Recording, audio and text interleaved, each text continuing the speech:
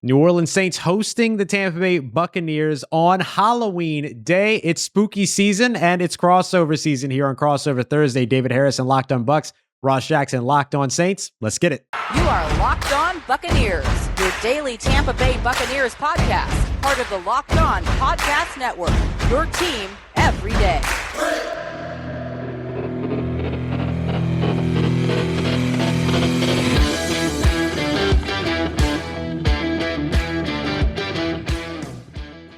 What's going on, everybody? It is Thursday here across the Locked On Podcast Network. That means it is Crossover Thursday. David Harris and Locked On Bucs, myself, Ross Jackson, Locked On Saints. Thanks so much for making us your first listen of the day every day. Don't forget that we're here and available for you free on all platforms, including Locked On Bucs and Locked On Saints on YouTube as well. Today's episode is brought to you by our good friends over at McDonald's, proudly serving communities since 1965. McDonald's has always been more than just a place to grab a tasty, affordable meal. It is an unofficial community center. And a big thank you to our friends over at McDonald's for always being there. We're loving it, and we are loving this crossover. David, it is great to see you here again, this time representing those Tampa Bay Buccaneers. How are you, buddy? I'm doing great, man. Yeah, this is going to be a little bit more in the normal stream of things. Like I said last time we talked, usually when I talk to you on camera, I'm thinking right. Buccaneers, and that's just kind of the force of habit. But, we got one game in the bag. We got this one now, and then we've got another one coming up. And if the stars align, we'll have another one coming in January. Yeah, absolutely. Who's to say that it won't happen again, right? So many opportunities for us to be able to connect. And always love it. We're going to go ahead and break down some of the biggest stories to hear to get us started. Then we're going to take a look at key matchups to watch, keys to victory, and then, of course, make our picks here at the end of the day. So let's start off with the biggest stories. Let's start with those Tampa Bay Buccaneers traveling to the New Orleans Saints, the Caesars Superdome on Halloween Day. What's the biggest story centering around Tampa Bay right now that Saints fans, Bucs fans need to know before this matchup? Well, the biggest storyline surrounding the Buccaneers fan base is Jameis Winston, of course, and that's as long as he's a Saints quarterback, that's going to be a thing. But my biggest storyline for this game is the injured secondary there in Tampa that Todd Bowles and the Buccaneers defense are going to be bringing in, because that's going to be the biggest contributing factor to this game. And of course, it also ties in Jameis Winston, which is a hot button topic among both fan bases, really. Mm-hmm. Look, Carlton Davis III, Sean Murphy-Bunting, both still on IR. Those are your top two cornerbacks for this team. Returning from the Super Bowl team, Jamel Dean is healthy, active, healthy-ish. He's still injured, full participant in practice. So he's going to be on the field unless there's something dramatic that happens in practices. But then Richard Sherman, who's brought in as an emergency pinch hitter, has a hamstring injury that held him out last weekend. He became Coach Sherman for a weekend due to COVID. Right. And their actual cornerback coach being out, but he was a limited participant, so he may or may not be able to go. And to be quite honest with you, last time Richard Sherman was on the field, he looked like a veteran player that hadn't played in a while and wasn't really suited for a man cover system. But, you kind of lean on that veteran experience. D. Delaney, who was a starter last week, is a DNP on Wednesday with an ankle injury. Ross, I stuttered when I said Ross because one of three cornerback on this team that are not on some sort of injury report, Ross Cockrell is one of them, Pierre Desir, and Rashard Robinson. By the way, Robinson doesn't even have a jersey number right now. Wow. Like, they're running out of jersey numbers in Tampa for cornerbacks. So it should, and there's none on the practice squad because all of them. Tom Brady won't let them have a single number. That's not going to be a thing. Tom Brady's not going to let them. They'll confuse them in practice. It'll be too hard to figure out who to block. It's a whole thing. Yeah, absolutely. And like every corner that they had stashed on the practice squad, they've had to bring up because of these injuries, and then plus some. Bring guys off the streets. I mean, unlike our friends at McDonald's who never run out of French fries, the Buccaneers may be running out of corners. And, while the Saints haven't been pass happy and pass crazy, of course, it's definitely something that, Sean Payton and his staff are going to be aware of. Jameis Winston is going to be aware of because, I mean, you have some speed on that roster and, I don't know, make these guys run a few gassers. And if you can do enough on defense to keep the Buccaneers scoring down a little bit, you might be able to catch them short on a couple.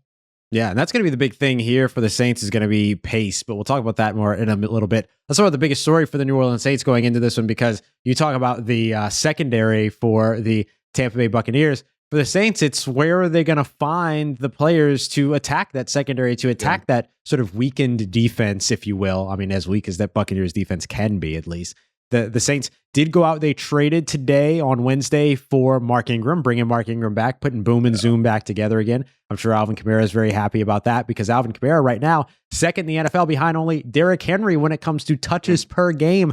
The guy has been getting a ton of work. And look, he's been very productive in doing that, over 170 total yards in this last matchup, this win on Monday night against the Seattle Seahawks. But he's a running back. You don't want to overload him too much on those carries, those touches, those big hits that he could take. The guy even was returning punts a couple of weeks ago as well against the Washington football team. Took a huge hit there. He said that was the biggest hit he'd ever taken as a pro. He got cleaned up on that one. And so I think that, bringing Mark Ingram back gives you the opportunity to be able to use Mark Ingram in the backfield a little bit more. After Tony Jones Jr. was injured, the Saints just haven't been comfortable with anybody that's been in the backfield. They, brought back Devine Ezigbo. He got 2 touches in a row, and that was it up against Seattle. They signed Lamar Miller to the practice squad, but Lamar Miller hasn't seen action for quite some time. So they go back to Houston this time, though, and then they bring back Mark Ingram, who I think will very likely be on the field. As you and I were talking before we started recording, he's already been COVID tested. He's cleared. He should be good. And he, of course, knows the scheme, knows the zone run scheme, all of it. So he should immediately be a contributor. Now that Mark Ingram's back, you might see the Saints run a flea flicker or two as well, because Mark Ingram loves him some flea flickers. And I expect the Saints to try to pull out a lot of stops here up against the Tampa Bay Bucs. But who does that ball go to from Jameis Winston's hand in the passing game to be able to take advantage of that secondary? That's the other big story. The Saints don't have a lot of reliable receiving options. On the Wednesday practice report for the New Orleans Saints is kind of helpful, kind of not, because of the fact that it's estimated. Since they had the Monday night practice, the Monday night game, they didn't practice on Wednesday, and then they'll practice more on Thursday, Friday, and then they'll also do a heavier practice on Saturday to get a better idea of where all those players are. So you take the estimated practice list with a sort of grain of salt. But Andres Pete is out for the season. Will Lutz is out for the season. They've replaced him with undrafted free agent Brian Johnson, who saw not Brian Johnson, not ACDC Brian Johnson, the other one. He gets his first action last week and sinks a couple of field goals, but from 33 and 20 yards, what do you really take from that? So, there's a lot of big stories heading into this one. And I think a lot of them are going to impact this game for sure, especially as we move ahead here to talk a little bit about key matchups in this one as we continue on with this crossover Thursday. David Harrison, Locked On Bucs, myself, Ross Jackson of Locked On Saints. Yeah, Ross, it's hard to tell where the Buccaneers are going to get more secondary help if they need it. It's hard to tell where Jameis Winston's going to get more receiving help until they can find more, until Michael Thomas at least can return and get some other things figured out. But you know what? If Todd Bowles needs a tasty meal at an affordable price, or Jameis Winston needs to go cry about his lack of targets over a nice, sweet, delicious treat, then go get themselves some food or a McFlurry at McDonald's, of course, because this crossover Thursday episode is brought to you by McDonald's, probably serving communities, like Ross said, since 1965. And it's always been more than just a place to get tasty, affordable food. It's a place where family and friends and the community can come together, or a place where classmates can meet for a study group, knowing they're going to have that dependable Wi-Fi and the endless supplies of fries and McFlurries. Who doesn't like a McFlurry? I love McFlurries. Me too. And I remember, Ross, I was actually in a professional development course, and we had group projects that we had to work on. And nobody wants to do that in the classroom. Nobody wants to do that in the educational environment. You want to be able to relax a little bit. So we actually would. We would hit up a local McDonald's out there. We would hit up that Wi-Fi. You got drinks, you got food, and you got a bathroom all co-located if you need it, and you have a comfortable environment to do it. They're never going to kick you out. It's not like they're waiting on you to clear the table. They're going to let you do what you need to do. We always appreciated them for doing that, for allowing that for us. And here on the Locked On Podcast Network, we want to give a big thanks to our friends over at McDonald's for always being there. We loved it back then. I'm loving it now. This episode also brought to you by our friends over at RockAuto.com. With the ever-increasing numbers of makes and models, it's literally impossible for your local chain store or your dealership to carry all the parts you're ever going to need. Plus, you're going to spend 30, 50, maybe even 100% more for the same parts at that car store or the car dealership than you will at RockAuto.com. If you have a computer or access to a computer, you have access to RockAuto.com, whether it's in your home, your office, or in your pocket. Rock Auto is a family business serving do-it-yourselfers for over 20 years, and they have everything you could possibly need, including brake parts, tail lamps, motor oil, and even new carpet. Go to rockauto.com right now to see all the parts available for your car or truck. Right Locked On in their How Did You Hear About Us box, so they know that we sent you. Amazing selection, reliably low prices, all the parts your car will ever need. RockAuto.com. Thanks again, Saints fans, Bucs fans, for making the Locked On Podcast Network your first listen or view of the day. David Harrison, Ross Jackson, hosts of Locked On Bucs, Locked On Saints podcast, on this crossover Thursday, talking about this NFC South divisional matchup between the Super Bowl champion Tampa Bay Buccaneers, Ross Jackson, and the NFC South champion New Orleans Saints. We're going to talk key matchups here, Ross. So as the Saints, I mean, it's almost like weakness versus weakness, right? It's like, if you're going to be the Buccaneers with the banged up secondary, this is the season, the week to face the Saints offense, because pretty much every other season that they've been going at it in this division, this would be a horrible situation. But what matchup specifically are you looking at between these two teams that you think is going to help dictate who wins this game? Yeah, look, I think some of it comes down to health, right? It's going to be a big part of it. Deontay Harris, Taysom Hill, if those guys are healthy, then all of a sudden, maybe as a Saints fan, you're feeling a little bit more comfortable about being able to attack that weakened secondary. But in any case, I think that Alvin Kamara is still the vessel through which this offense runs. And so I'll say Alvin Kamara versus the Tampa defense. I mean, you can't really point out one particular player, although Alvin Kamara versus Levante David, Alvin Kamara versus Devin White, always a ton of fun to watch. But when it comes down to it, they're going to use Alvin Kamara in a bunch of different ways. He's going to run between the tackles. He's going to be somebody that's running routes out of the backfield. He's going to run routes out of the slot, out wide. I mean, he's going to be all over the place. So it really is Alvin Kamara versus that Tampa defense. So even if you knock down some of his touches, do you still get the production out of him in the passing game, in the run game? You're still going to need all of that. Even if you do start to mix in Mark Ingram a little bit more and everything and then get him involved after this trade. And speaking of, I just want to remind everybody about the trade deadline show on Tuesday, November 2nd as well, 3 p.m. to 5 p.m. That'll be going on over on LockedOn NFL. But it is a huge, huge benefit for the Saints to have a player like Alvin Kamara. But is he really going to be able to rise to the occasion yet again, a second week in a row after getting a career? There's only a second career game in which he's had more than 30 touches in a single game. Is he going to be able to come off of that on a short week and then have that fantastic game again against another very physical defense? That's a huge matchup for New Orleans. What about one that you're watching for over in Tampa? Yeah, Ross, it's interesting that you bring up Alvin Kamara on the Tampa side of things. I've actually got two listed here, and I was kind of like, well, if you talk about the wide receivers in New Orleans, and I'll go the other way. If you talk about the running back in New Orleans, I'll go the other way. You talked about them both, so I'm going to talk about them both. Tre'Quan Smith and that relationship with Jameis Winston. Look, I don't want to make too much out of small stuff, and I'm sure they're professionals. Their teammates, they're just, soldiers trying to fight for a victory and all that stuff. But that exchange on the sideline on Monday night was interesting. And it's not the first time I've seen Jameis Winston get into it like that with one of his teammates. And it's not always so buddy afterwards. So I'm interested to see, even after that, Jameis went to Tre'Quan, I think at least a couple times, if not more than that after. So, kind of showing him like, hey, dude, like, at the end of the day, we just need to point ourselves in the same direction than Deontay Harris and that hamstring injury, like you said, against a depleted Buccaneers secondary. You want to try to hammer that weakness as much as you can, but if you don't have the tools to do it, then you don't have the tools to do it. So for the Buccaneers side, I'm looking at Leonard Fournette. So it's interesting. We're in a passing league, passing times, and you got Tom Brady on one side of this matchup. We've had Drew Brees for so many years. Now you got Jameis Winston, the gunslinger with a cannon for an arm, and we're talking about running backs here. Yeah. But look, Leonard Fournette has been balling out for the Tampa Bay Buccaneers on the ground and a little bit in the passing game, similar to Alvin Kamara, just not similar styles, right? Obviously, Leonard Fournette is more ground and pound.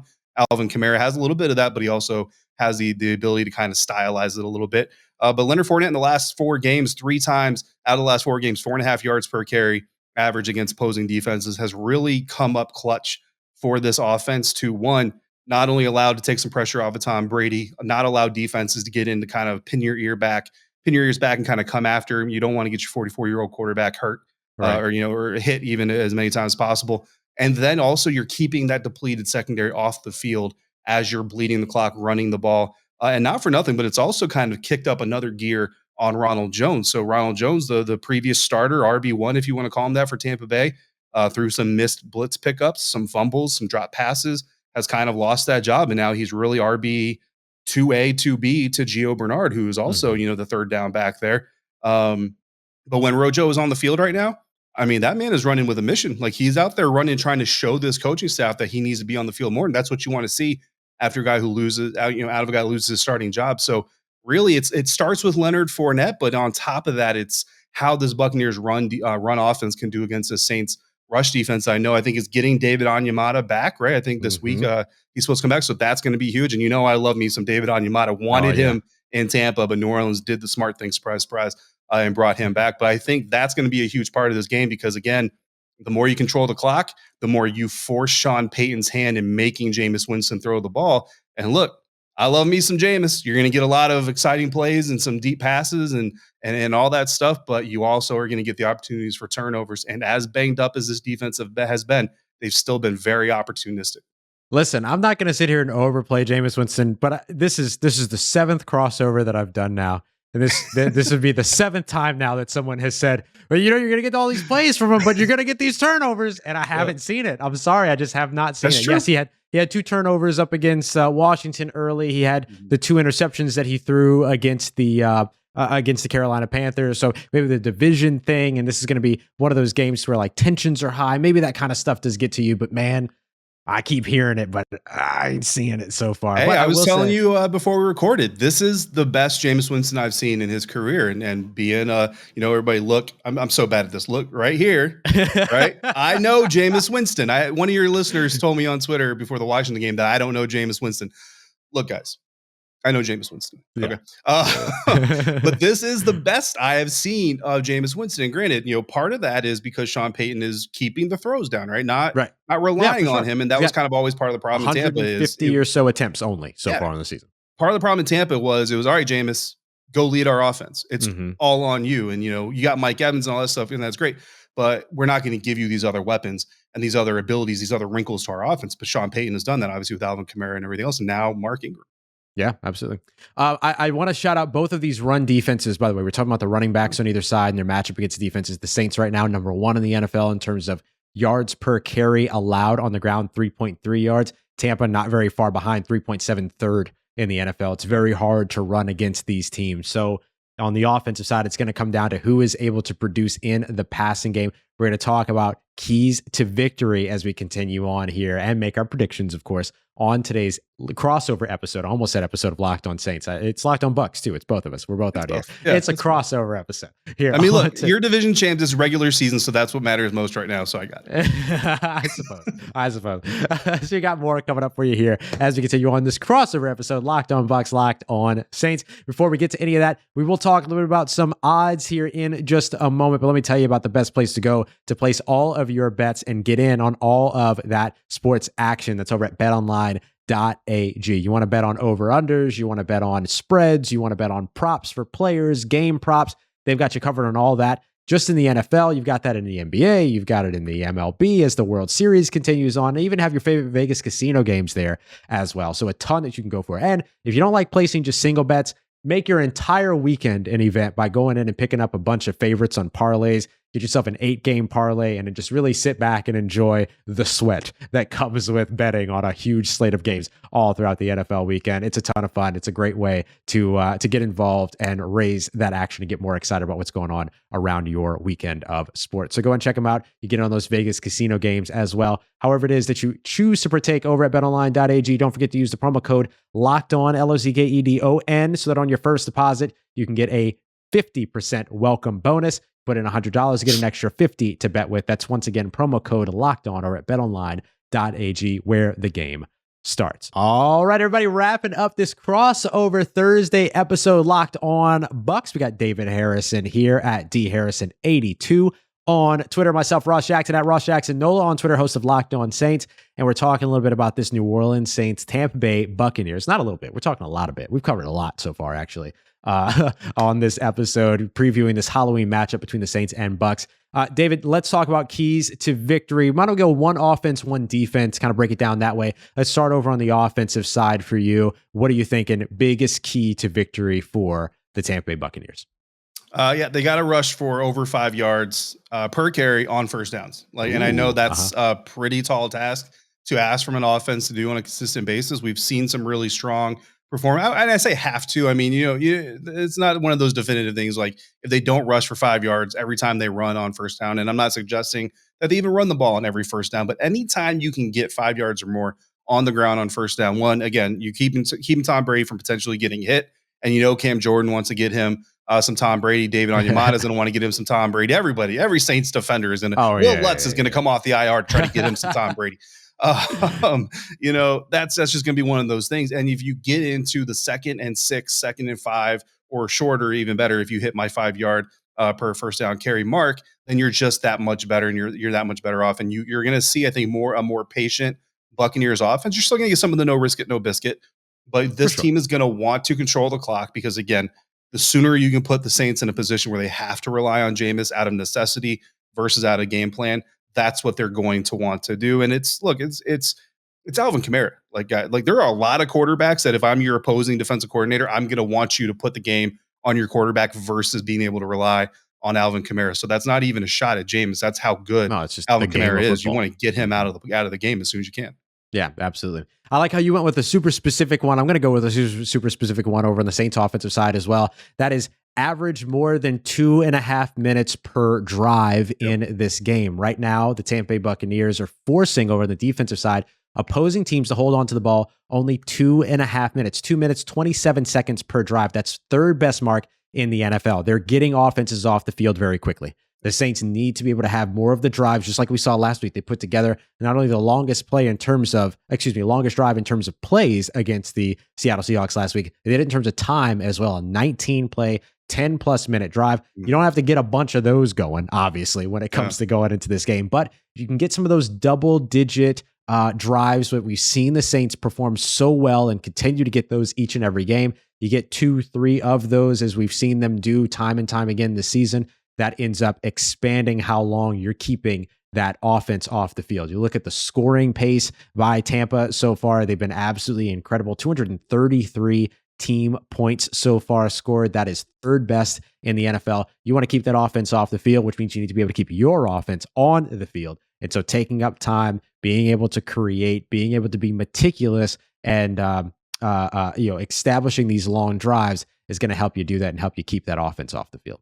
Yeah, that would be very effective. Also, turn the AC up on the Buccaneers sideline so those muscles get nice and cold as they're sitting there waiting to get back on the field. Oh, yeah. And the Superdome is notoriously cold. So that's a big part of it. All right, let's flip over to the defensive side real quick before we get to picks. How about for that Tampa Bay defense? Yeah, it's going to be. I hate to be a broken record here, but it's Alvin Kamara, and it's containing Alvin Kamara. Sure.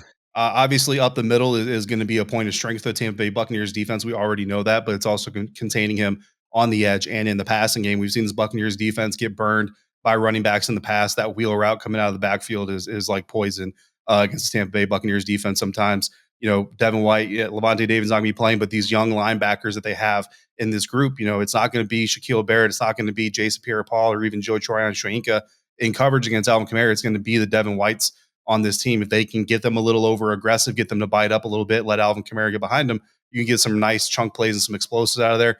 So for the Buccaneers defense, you've got to be able to do that because, again, everything has a ripple effect, right? If you can't contain Alvin Kamara on the edge or in that passing game from a linebacker standpoint, it's going to force the safeties up. It's going to make the cornerback stay a little bit closer to the line of scrimmage, and that's when one of these weapons gets on top of you, gets behind your coverage. And Jameis Winston, look, he may miss a couple of them here and there, but he's also going to hit a couple of them here and there, and that could be all it takes to really kind of give them the leverage point and get the ball rolling from a momentum standpoint. So from a defensive standpoint, contain Kamara.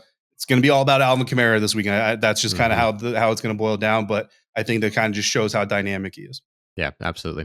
I will look at turnovers for this one. The Saints defense has to come up with turnovers in this one. So far, only 7 turnovers, combined interceptions or fumbles lost for Tampa Bay. That's good for 7th in the NFL. The New Orleans Saints are right up there as well. They only have 6 turnovers, which also puts them around that same league rank. So when it comes down to it, the Saints last year in their 2 regular season games won the turnover differential 3-1. It was 6-2 there. So the ratio was 3-1. The Saints have to be able to come out and create turnovers. It's another way to get those long drives established as well, because if you can force that defense back out on the field, then it gives you the opportunity to take advantage of, them essentially being worn out over time. Although this is not a defense, Tampa Bay defense, that wears out easily. So getting into that turnover game, forcing those turnovers, which the Saints have done effectively in the last couple of meetings, obviously aside from the playoff game. But even in that game, they were able to generate some turnovers. They just weren't able to take advantage of them on the offensive side. So these two things have to, of course, be symbiotic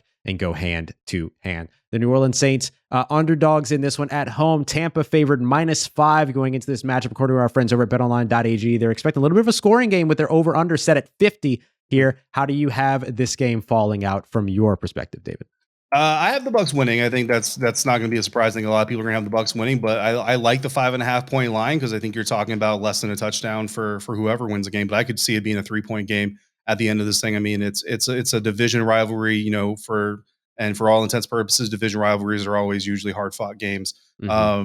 I've got 31-21 as my final score. And I think that the 50 over under 50, I mean, my score obviously is over 50, but I don't know that I would be too excited to jump on that line because, again, we're talking about two teams who really want to control the ball. And controlling the ball usually means a shortened game. You're not talking 12, 14 possessions per team. You're usually talking about, 10 or 9 possessions per team if they can bleed the clock that much, which means fewer opportunities to score. So I don't know if I would take that bet, but I do have the Bucs winning 31-21.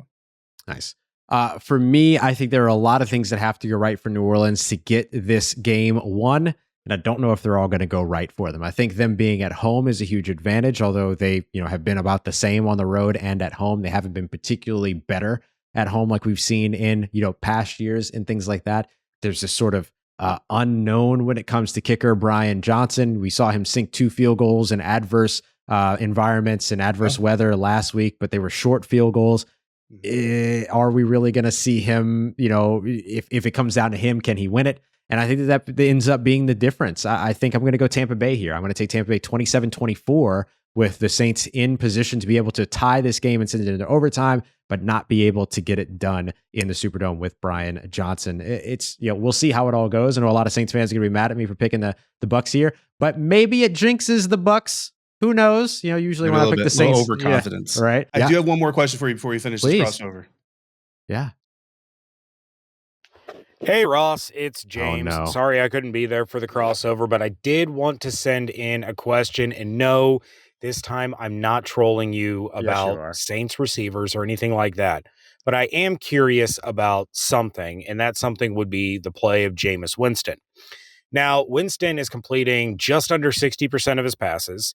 He's thrown fewer pass attempts than guys like Davis Mills, Jacoby Brissett, Teddy Bridgewater, guys that haven't even played a full season.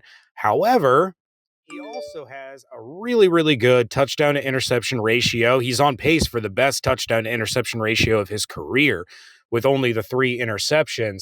But my question to you is Sean Payton molding Jameis to be more of a game manager style quarterback, kind of taking the ball out of his hands a little bit to focus on the ability of somebody like, Super Camario, because Alvin Kamara we know is fantastic. I will talk till the end of time about how good Alvin Kamara is. Is this a product of Sean Payton mitigating risk, or is it just the way that the offense tends to unfold throughout the games? Curious to hear your thoughts on this. I talked about it with Evan Klosky on yesterday's episode, but wanted to get your opinion and, not best of luck this weekend for the Saints. Hope you have a good one. Listen, this is actually a really good question. I was 1,000% expecting to be trolled by James here. This is actually a really good question. Yeah. So here's the thing. Here's the thing that I will say to this, and I'll keep it short because I don't want to go too long here. But when it comes down to it, Jameis Winston being a game manager is what Jameis Winston wanted, as well as what Sean Payton wanted from him. So it is a little bit of a mitigation of risk. But it's interesting to hear, is it taking the ball out of the hands of players like Alvin Kamara, who just had 179 all-purpose yards just a week ago? So I don't know how much of this is actually taking the ball out of Alvin Kamara's hands, considering that in order for you to really mitigate the risk and lessen the amount of throws that are coming from Jameis Winston, you have to rely on Alvin Kamara, who is now second in the NFL in terms of touches per game. So I don't know that I agree entirely that it's taking the ball away from playmakers like Alvin Kamara, but I do believe that some of it is a mitigation of risk, and some of it is what the Saints also have to do, not just because of Jameis Winston's past, but also because of the present situation in New Orleans in terms of their receiving options, which they don't have a ton of. So I think that also lessens the amount of passes attempted that you're seeing so far this season. Yeah, absolutely. Full disclosure, I didn't listen to that before I played it. So at the beginning, I was fully expecting him to troll you as well. But I thought it was a very good question. And fortunately, not one that we already addressed. So, I mean, I had confidence in my co-host to come through there with another line of thought. So good and he absolutely did. It was great stuff. And this was great stuff. Here we are, spooky season on the way. Halloween game between the Saints and the Bucs. Be 3:25 Central Time. Yeah, I put it in Central Time, not Eastern. Deal with it, David. It's going to be a great one on Sunday. And of course, I'm sure we'll be talking about it a ton on Twitter. If you want to keep up with more going on with the Bucs, either you're a Bucs fan or you're a Saints fan and want to know more about the enemy, go and check out Locked On Bucs, David Harrison, James Yarko over there. If you are a Saints fan, if you are a Bucs fan and wants to know more about the Saints, make sure you come through for the Friday episode of Locked On Saints as well. You can follow David on Twitter at dharrison82. You can follow me on Twitter at Ross Jackson Nola. Thanks again for making us your first listen. I would also recommend that you go and check out Peacock and Williamson as your second listen of the day. All the NFL news that you need in less than 30 minutes. This has been another crossover Thursday. Locked On Bucs, Locked On Saints here on the Locked On Podcast Network. Your team every day.